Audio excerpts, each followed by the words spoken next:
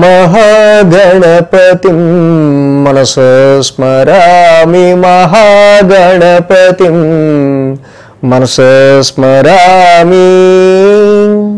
TR creations family అందరికీ నా హృదయపూర్వక ధన్యవాదాలు. సో అలాగే మేన్ రాశి ఫ్యామిలీ అందరూ కూడా ప్రత్యేకించి వెల్కమ్.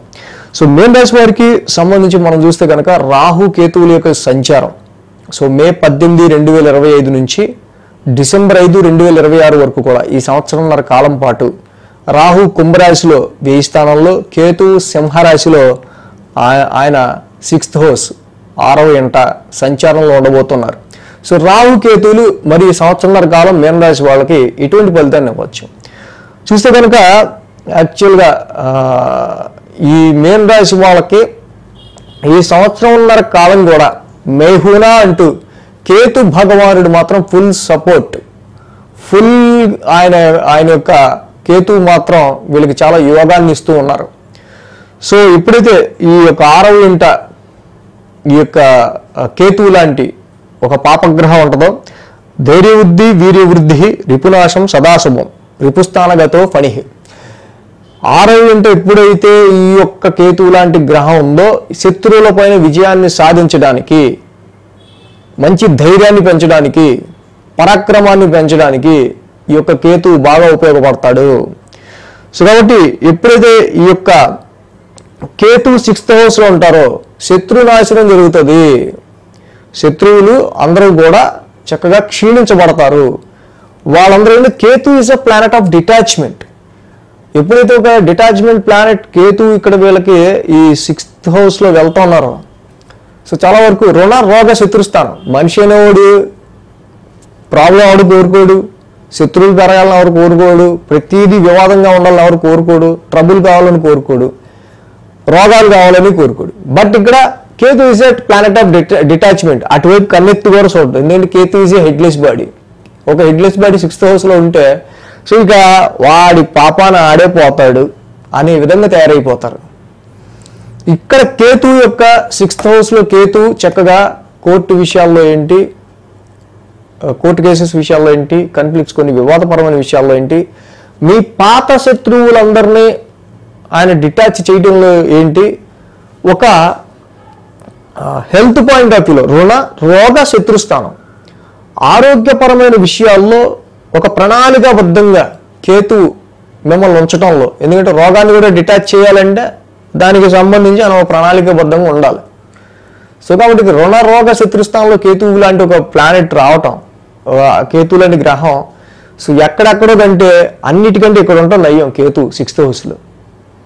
సో ఎనిమీస్ డిటాచ్ అవుతారంటే ఎవడొద్దు అంటాడు, ప్రాబ్లమ్స్ డిటాచ్ అవుతాయంటే ఎవడొద్దు అంటాడు, మంచిదే కదా.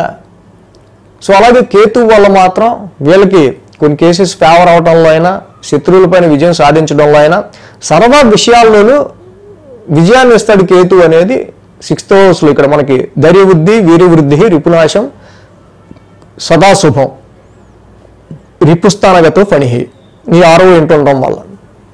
సో కాబట్టి ఎప్పుడైతే ఒక కేతు లాంటి గ్రహం మాత్రం మీన రాశి వాళ్ళకి ఈ సంవత్సరంన్నర కాలం రాశిలో శని ఉన్నా, చతుర్థంలో గురుడు యోగించిన యోగించకపోయినా, పేరులో రాహు ఉన్న కేతు మాత్రం మీకు పెద్ద అండ ఈ సంవత్సరంన్నర కాలం. సో రాహు భగవానుడు ఏం చేస్తున్నారు మరి ఇక్కడ? రాహు యాక్చువల్గా 1000 స్థానంలో ఉన్నారు. Rahu is the planet of amplifier. యాక్చువల్గా కుంభరాశి అనేది వాయుతత్వ రాశి. సో ఒక వాయుతత్వ రాశి అయిన కుంభరాశిలోకి వాయుతత్వ గ్రహమైన రాహు రావటం. సో కాబట్టి 12th హౌస్ అనేది ఇక్కడ వాయువులో ప్రయాణాలు అంటే యాక్చువల్గా long journeys, distance travels, abroad journeys అనుకుంటాం. కాబట్టి డెఫినెట్గా there is a abroad journeys. మీన రాశి వాళ్ళకి సంబంధించి అబ్రాడ్కి ట్రై చేస్తున్న వాళ్ళు, ఫారెన్ టూర్స్కి కానీ, ఫారెన్ అవకాశాల గురించి ట్రై చేస్తున్న వాళ్ళకి కానీ, దూర ప్రయాణాల్లో డిస్టెన్స్ ట్రావెల్స్ గురించి ట్రై చేస్తున్న వాళ్ళకి కానీ డెఫినెట్గా ఆపర్చునిటీస్ అనేవి మాత్రం రాహు ఇస్తాడు. మరి ఇక్కడ రాహు ఏం చేస్తుంటాడంటే రాహు మీ యొక్క వ్యయాన్ని పెంచుతుంటాడు, ఎక్స్పెండిచర్ని పెంచుతూ ఉంటాడు.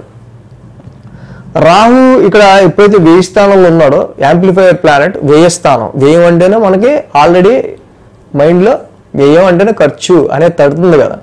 సో సంవత్సరంన్నర పాటు యాంప్లిఫైయర్ అనవసరమైన ఖర్చులు ఏవో ఒకటి ఉంటూ ఉంటాయి. కొన్ని పెనాల్టీల రూపంలో ఉండొచ్చు, కొన్ని అనవసరంగా పోగొట్టుకునేవి కావచ్చు, కొన్ని ఎక్కువ అనవసరమైన అంటే పెద్ద మొత్తంలో ఫ్రీక్వెంట్గా ఇప్పుడు ఫారెన్ వెళ్ళారు అనుకోండి, మరి మామూలు మాటలు కాదుగా, దానికి సంబంధించి ముందు అలాగే మన బ్యాకప్ మనీ చూపించాలి, ఇక్కడి నుంచి వెళ్ళటానికి అక్కడ ఉండటానికి పెద్ద పెద్ద ఖర్చులు అవుతూ ఉంటాయి.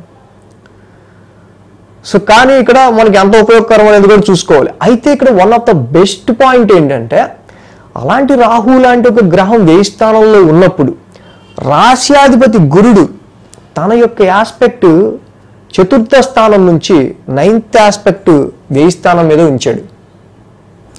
4th హౌస్లో వాడు గురుడు 4, 5, 6, 7, 8, 9, 10, 11, 12 ఆయన 9th ఆస్పెక్ట్, గురుడి 9th ఆస్పెక్ట్ చాలా మంచిది. సో గురు భగవానుడిది 9th ఆస్పెక్ట్ వ్యయ స్థానం మీద ఉంది. ఆ వ్యయ స్థానంలోనే రాహు కూడా ఉన్నాడు. సో జనరల్గా అయితే అనవసరమైన వ్యయాలు వృధాగా ఏదైనా పోగొట్టుకోవటమో, పెనాల్టీస్ పట్టడమో, సో ఇలాగా మనీ వృధా అయ్యే పనులు ఏవో చేయటమో, ఇలాంటివి రాహు వ్యయంలో ఉన్నప్పుడు పిచ్చి పిచ్చి ఆలోచనలు ఉండే ఆస్కారాలు ఉంటాయి. బట్ ఇక్కడ ధనుర్రాశికి మీనరాశికి అధిపతి అయిన గురు భగవానుడు లాంటి మీనరాశికి రాశ్యాధిపతి అయిన గురుడు వ్యయ స్థానాన్ని చూడడం వల్ల అమ్మ ఇది ధర్మబద్ధం కాదు, ఏ పని చేసినా ఏ ఖర్చు పెట్టినా లీగలైజ్డ్ ఉండాలి, ధర్మం ప్రకారం ఖర్చు పెట్టాలి. సో రాహు వ్యయ స్థానంలో ఉండటం వల్ల ఇన్ కేసు మనకి అనవసరంగా ఎనీ నెగిటివ్ ఎక్స్పెన్సెస్, మోసపోవటం కావచ్చు, పోగొట్టుకోవటం కావచ్చు, అనవసరమైన పెనాల్టీస్ రూపంలో పడే ఉపద్రవాలు కావచ్చు, గురువు గారి యొక్క ఆస్పెక్ట్ ఉండటం వల్ల ఆ వ్యయ స్థానం మీద ఉన్న రాహు మీద డెఫినెట్గా 12th house is also the house of spirituality, donation, meditation, ధ్యానం. సో ఇవి కూడా. సో కాబట్టి నెగిటివ్ సైడ్ ఖర్చు అవ్వకుండా, మరీ నెగిటివ్ సైడ్ అంటే నమ్మి మోసపోయో లేకపోతే అనవసరమైన వాటిలో ఖర్చు పెట్టేసో పోగొట్టుకోనో ఇలా కాకుండా, సో గురువు గారి ఆస్పెక్ట్ ఉండటం వల్ల మాత్రం ఖర్చులు అవుతాయి, అవ్వవో అని మాత్రం చెప్పను. But it is a very positive మేనర్లో,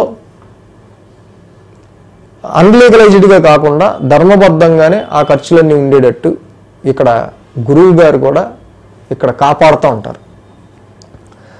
so ఇక్కడ మీకు ఏదన్నా ఓవర్ ఎక్స్పెన్సెస్ ఉందనుకోండి, మీ రాశ్యాధిపతి గురుడే వ్యయ స్థానాన్ని చూడడం ఆ రాహువు మీద ఉండటం వల్ల మీకే అనిపిస్తుంది ఆ టైంకి, అరే ఇది రాంగ్ డెసిషన్ ఏమో, అనవసరంగా ఇది దీనిలో పెడితే పోగొట్టుకుంటామేమో, దీనివల్ల మనకి ఖర్చు మిగులుతుంది కానీ దీనిలో గెయిన్ ఉండదేమో అనుకుని ఆ చివరి నిమిషంలో ఖర్చు పెట్టేది ఎంత కడతారు, కానీ ఆ ఖర్చు అవుతుంది.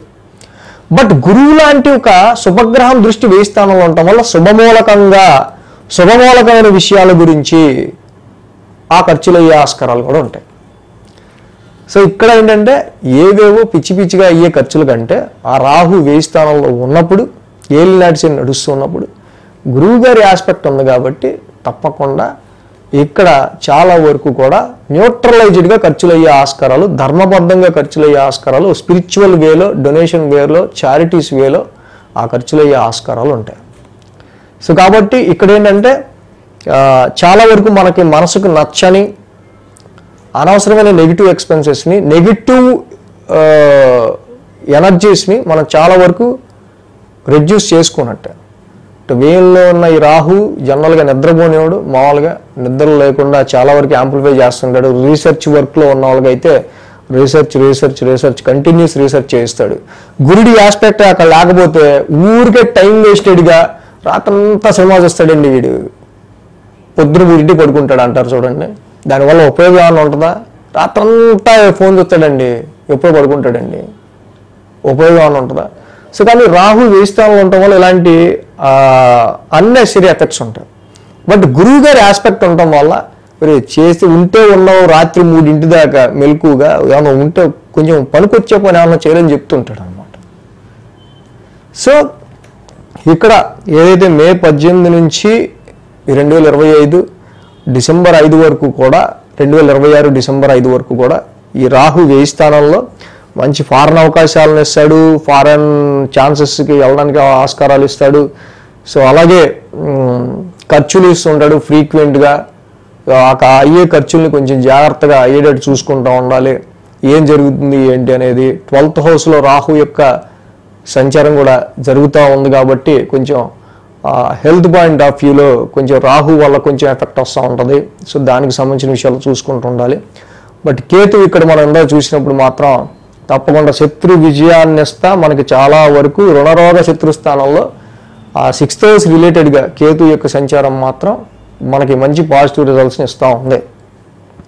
సో గురువు గారు కూడా 4th స్థానంలోంచి ఇక్కడ 1000 స్థానాన్ని చూస్తూ ఉన్నారు కాబట్టి మోస్ట్ ప్రాబబ్లీ ఇక్కడ మనకి ఏంటంటే గృహపరమైన విషయాల రీత్యా, వాహనపరమైన విషయాల రీత్యా, స్థిరత్వం, గృహ మార్పులు చేర్పులు, ఈ స్థిరత్వానికి సంబంధించిన విషయాల రీత్యానే ఎక్కువ ఖర్చులు ఉండే ఆస్కారాలు ఈ యొక్క సంవత్సరం మనకి ఎక్కువ ఉంటూ ఉంటాయి.